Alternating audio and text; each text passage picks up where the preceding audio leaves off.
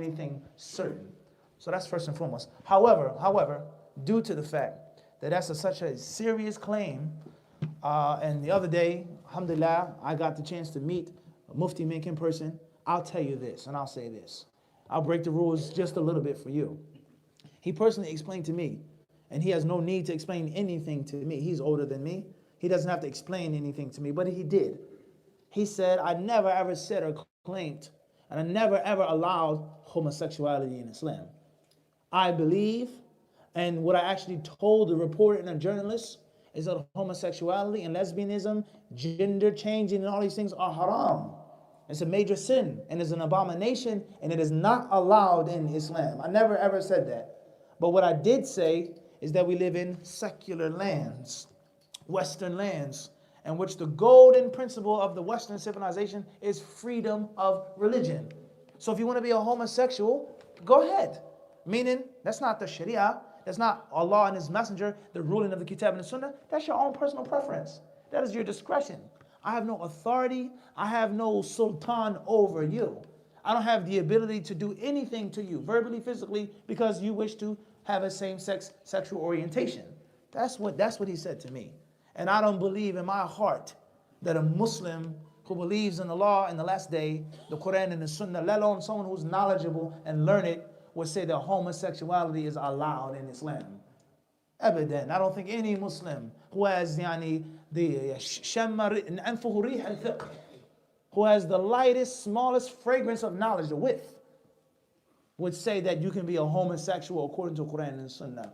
So the last thing that I will say, and that is that if you've ever done an interview with a reporter or a journalist, anyone who's ever done an interview, you know that reporters and journalists, they never quote everything that you say. They never transcribe it word for word in the article. They're writing it down with their Parker, right? The jotter, right? They have the voice recorder. But everything that you say does not reach the news.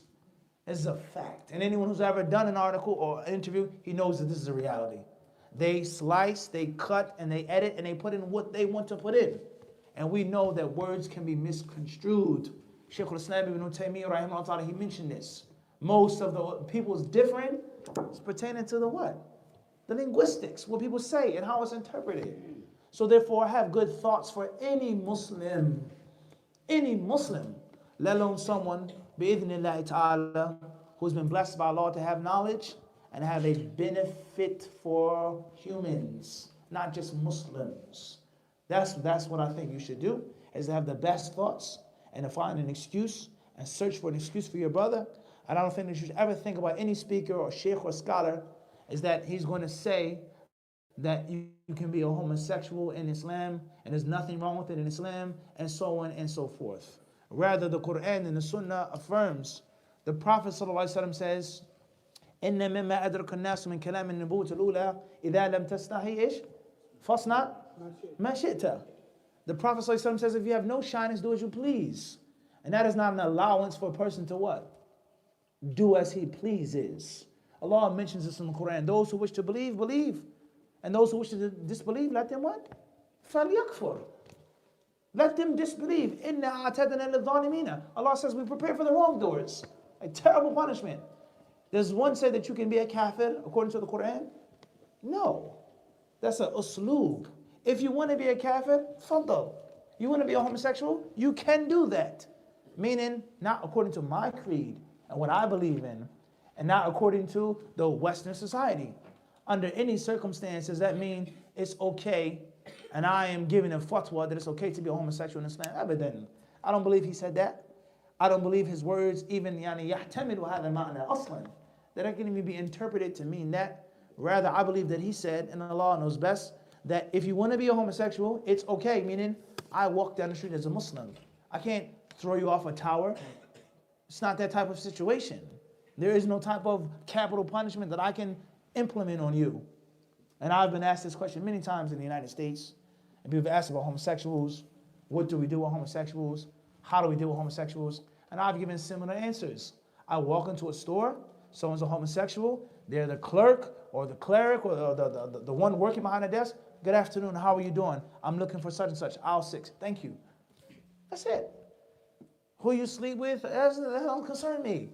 I don't want to know what you do. If I'm on an airplane, how many airplanes we been at, I would say? And the guy serving the food and the drink had a broken arm, literally. A man with a broken arm, walking up and down the house. Wallah al-azim, I lie to you not. What I'm going to say, curse you, don't walk past my aisle. That's not my job.